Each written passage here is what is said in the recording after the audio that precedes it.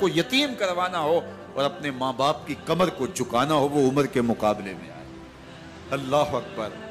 زنیرہ نامی ایک خاتون تھی، بہت کمزور۔ راوی کہتا ہے کہ اس کی ہڈیوں میں گودا نہیں تھا، عشق رسول تھا، اور اس کا ظالم آقا اس کو مارتا ہے، اور جب مار مار کے تھک جاتا ہے، ادھر سے عمر آ رہے ہیں، یہ اسلام لانے کی پہلے کی کہانی ہے، ادھر سے عمر آ رہے ہیں، تو اس نے کہا عمر تم جوان آدمی ہو تو یہ چھوڑتی نہیں ہے اپنے نبی کا نام، ذرا تم آؤ۔ عمر کوڑا پکڑ لیتے ہیں، اسے مارتے مارتے مارتے تھک جاتے ہیں تو پانی پینے لگتے ہیں، تو کہتے ہیں مجھے تیرے پہ ترس نہیں آیا لیکن میں ذرا پانی پینے لگا ہوں، اور پھر گلے کے اندر ڈال کر کے کوڑا اس کی رسی کو بل دیتے ہیں اور اس کی آنکھیں باہر نکل آتی ہیں، اور کہتے ہیں بلا اپنے نبی کو جو تیری آنکھوں کی بینائی واپس کرے۔ اللہ اکبر۔ تو اس نے آسمان کی طرف منہ کر کے کہا مالک میں کبھی بھی آنکھوں کی بینائی نہ مانگتی، لیکن اب تیرے نبی کی عزت کا سوال ہے۔ آنکھوں کی بینائی واپس ہو جاتی ہے۔ زنیرہ کو بڑا مارا، آج عمر گلیوں میں آنکھوں میں آنسو ہیں اور عجیب دل بے تاب ہے، اور کہتے ہیں آؤ بھئی میں حضور کا غلام بن گیا ہوں، تمہیں بتانے آیا ہوں۔ زنیرہ نے موڑ کاٹا تو آگے عمر یہ آواز دے رہے تھے۔ زنیرہ ایک کونے پہ کھڑے ہو کے رو کے کہتی ہے عمر تم تو بڑے اس دن جوش و غضب میں تھے اور تم مارتے ہوئے تھکتے نہیں تھے۔ تو عمر نے کہا زنیرہ اس دن میں نے دیکھا نہیں تھا، اب میں محمد عربی کو دیکھ آیا ہوں۔ جنہ ویکھیا نہیں ہو کرن گلاں، جنہ ویکھیا نہیں ہو کرن گلاں، جنہ ویکھیا ہو تے بول دے، جڑے محرم راز حقیقت دے اور راز حقیقت کھول دے۔ تو حضرت عمر رضی اللہ تعالیٰ عنہ ایمان لائے۔ حضرت عبداللہ ابن مسعود رضی اللہ تعالیٰ عنہ فرماتے ہیں کہ حضرت عمر کا ایمان لانا مسلمانوں کے لیے عزت کا سبب تھا، ان کا ہجرت کرنا مسلمانوں کی نصرت تھی، اور ان کی خلافت مسلمانوں کے لیے رحمت تھی۔ حضرت عمر رضی اللہ تعالی عنہ وہ ہیں کہ میرے حضور نے فرمایا لوگوں جب نیک لوگوں کا ذکر کرو تو میرے عمر کا تذکرہ ضرور کیا کرو۔ میرا عمر وہ ہے کہ جب وہ ایک سمت سے آ رہا ہو، ایک گلی اور بازار سے آ رہا ہو تو شیطان بھی آ رہا ہو، عمر کو دیکھ کے راستہ تبدیل کر لیتا ہے۔ حضرت عمر رضی اللہ تعالی عنہ کی طبیعت کے اندر جو جاہ و جلال تھا، طبیعت کے اندر جو سختی تھی، وہ اسلام کے اندر آ کر بھی قائم رہی، اور آپ نے وہی سختی، وہی جاہ و جلال جو پہلے مسلمانوں کے خلاف تھا، اب کفار کے خلاف، منافقین کے خلاف حضرت عمر کی طبیعت کے اندر وہ جوش و خروش بدستور موجود ہے۔ لیکن جس دن آپ خلیفہ بنے تو اس دن آپ نے منبر پہ چڑھ کے جو خطبہ دیا اس میں کہا لوگوں میں سخت اس لیے تھا کہ رسول اللہ نرم تھے، پھر میں سخت اس لیے تھا کہ حضرت ابوبکر صدیق نرم تھے، اب میں تخت خلافت پہ بیٹھا ہوں، اب میری سختی جو ہے وہ نرمی میں تبدیل ہوگی، صرف فاسقوں، فاجروں اور باغیوں کے لیے میں سخت ہوں، باقی تمہارے لیے نرم ہوں۔ سب سے کم جو تنخواہ بیت المال سے اگر کسی وجود نے لی ہے تو وہ حضرت عمر رضی اللہ تعالیٰ عنہ صرف 2 جوڑے لیتے تھے سال میں، اور راوی کہتا ہے کہ میں نے دیکھا ہے کہ اس میں بھی 17 پیوند لگے ہوتے تھے۔ حضرت عمر رضی اللہ تعالیٰ عنہ کا طرز زندگی، آپ کا انداز معاشرت اور آپ کا انداز خلافت، ہر لمحہ آپ کی زندگی کا اٹھا کے دیکھیے کتنی مرتبہ قرآن حضرت عمر کی رائے کے مطابق نازل ہے۔ اللہ تعالیٰ جل شانہ نے ان کو صاحب الہام بنایا تھا۔ ہر امت میں کوئی صاحب الہام ہوتا ہے، حضور کی امت کا صاحب الہام حضرت عمر رضی اللہ تعالیٰ، اور آقا کریم نے انہیں اپنا وزیر قرار دیا۔ فرمایا میرے 2 وزیر آسمانوں میں ہیں، 2 وزیر زمینوں میں ہیں، آسمانوں کے وزیر جبرائیل اور میکائیل ہیں، اور زمین کے وزیر ابو بکر اور عمر رضی اللہ تعالی عنہما۔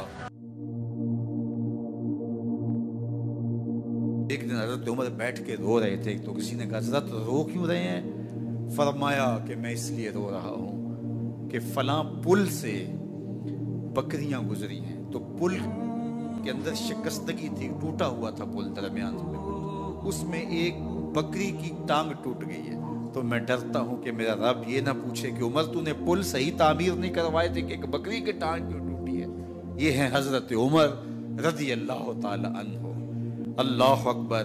تو اللہ تعالیٰ جل شانہ نے حضرت سیدنا عمر بن خطاب رضی اللہ تعالیٰ عنہ سے جو کام لیا، مختصر دور خلافت کے اندر 10 سال 6 ماہ 4 دن آپ نے خلافت فرمائی ہے، لیکن کہاں سے چلے اور یہاں مکران تک، بلوچستان کا حصہ ہے، یہاں تک آپ کے سلطنت کی حدود وسیع ہوئی، ادھر آرمینیا تک جا پہنچے، حمص فتح کیا، قادسیہ، یرموک۔ آپ ذرا دیکھیے کہ کہاں تک آپ کی فوجوں کے گھوڑے دوڑتے رہے، اور اللہ تعالیٰ جل شانہ نے ان کو جو توانائی، عدل و انصاف کی قوت عطا فرمائی۔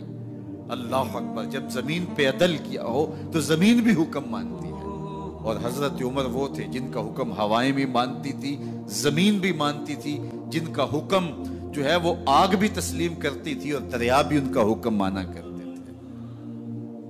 مصر کے اندر یہ رسمیں بد جاری تھی کہ سال کے بعد ایک دوشیزہ کو زیورات پہنا کے اچھے لباس میں ملبوس کر کے دریا کی بھیڑ چڑھایا جاتا، اس کی قربانی دی جاتی، اس کا خون بہتا تو دریا چلتا۔ جب مسلمانوں نے مصر فتح کیا تو گورنر نے لکھا کہ اسلام تو اس طرح کی رسوم کی اجازت نہیں دیتا، لیکن خشک سالی ہے، لوگوں کی فصلیں ویران پڑی ہے، تو حضرت کیا کیا جائے؟ تو حضرت عمر رضی اللہ تعالیٰ عنہ کاغذ کے ٹکڑے پہ لکھتے ہیں بسم اللہ الرحمن الرحیم، مصر کے نیل کی جانب عمر کا خط لکھتے ہیں، اے نیل اگر تو اللہ کے حکم سے چلا کرتا ہے تو چل، ورنہ ہمیں تیرے چلنے کی کوئی حاجت نہیں ہے۔ اور قاصد کو کہا یہ خط لے جاؤ اور جا کے دریائے نیل میں پھینک دو۔ قاصد جا کے خط دریائے نیل میں پھینک دیتا ہے، پانی آتا ہے، ایسا دریائے نیل چلا 14 صدیاں ہوئی ہیں آج تک کبھی بند ہی نہیں ہوا۔ دریا حکم مانتے ہیں، آگ نکلتی ہے۔ لوگ حضرت عمر رضی اللہ تعالی عنہ کے پاس آئے، حضرت لاوا پھوٹا ہے، آگ نکل رہی ہے اور مدینے کی طرف بڑھ رہی ہے، اب کیا کیا جائے؟ فائر بریگیڈ تو زمانے میں تھی نہیں۔ عمر نے اپنی قمیض اتاری، جس قمیض پہ 17 پیوند لگے ہوئے تھے چمڑے کے، کہا یہ قمیض لے جاؤ، جدھر آگ بڑھ رہی ہے آگے ڈھالنا، آگ پیچھے بھاگ جائے گی۔ زلزلہ آتا ہے تو زمین پہ دھرا مارتے ہیں، زمین رک جا، کیا عمر نے تیری چھاتی پہ عدل نہیں کیا ہے؟ تو یہ عمر ہیں رضی اللہ تعالی عنہ کہ جن کے انصاف کی وجہ سے، جن کے عدل کی وجہ سے اللہ تعالیٰ کی رحمات، اس کی برکات کا نزول ہوتا تھا، اور اللہ تعالیٰ نے مسلمانوں کو وہ آبرومند حکومت دی۔ کائنات کی تاریخ کے اندر ایسی حکومت آپ نے نہیں دیکھی ہوگی جو حضرت عمر نے حکومت کی ہے۔ اللہ اکبر۔ فرمایا فرات کے کنارے پہ ایک کتا بھی پیاسا مر گیا تو اس کا حساب بھی عمر سے ہوگا۔ باہر سے سفیر آتا ہے اور آ کے پوچھتا ہے کہ میں امیر المومنین کے، مسلمانوں کے حکمران کے محل میں جانا ہے، تو مسکرا کے کہتے ہیں ہمارے امیر کا تو کوئی محل نہیں ہے۔ کہا کہاں ہے تمہارا امیر؟ کہا مسجد نبوی میں ہوگا یا بیت المال کی اونٹوں کی دیکھ بھال میں لگا ہوگا۔ وہ جب گئے تو مسجد میں نہیں ہے، اللہ اکبر، وہاں گئے تو وہاں بھی نہیں ہے۔ پھر کیا دیکھتے ہیں کہ عمر رضی اللہ تعالی عنہ جنت البقیع کے پاس ایک درخت کے نیچے اینٹ کا سرانہ رکھ کے سوئے ہوئے، تو اس نے کہا عمر تو نے عدل کیا ہے، تجھے کچی اینٹ پہ بھی نیند آ گئی، ہمارے حکمرانوں نے انصاف نہیں کیا، اور وہ بند اور محفوظ کمروں کے اندر بھی سکون اور چین کی نیند نہیں سو سکتے۔ حضرت سیدنا عمر رضی اللہ تعالیٰ عنہ نے اس طرح ان امور سلطنت نبھائے۔ آپ دن کو لوگوں کی دیکھ بھالی کرتے، لوگوں کی ضروریات سنتے سمجھتے، اور جب رات پڑتی لوگ سو جاتے، عمر مدینے کی گلیوں میں پہرا دیتے۔ کائنات نے کوئی ایسا بھی حکمران دیکھا ہوگا؟ اللہ اکبر۔ وہ مجاہد جو مختلف محاذات پہ گئے ہوئے ہوتے، ان کے گھروں کی دیکھ بھالی کرتے، ان کی ضروریات کا خیال رکھتے، ان کی آبرو کا پہرا دیتے۔ راتوں کی تنہائیوں کے اندر حضرت عمر اٹھتے اور جا کے گشت کرتے، چکر لگاتے، دیکھتے کوئی آنکھ پر نم نہ ہو، مفلسی کا کسی گھر میں ماتم نہ ہو۔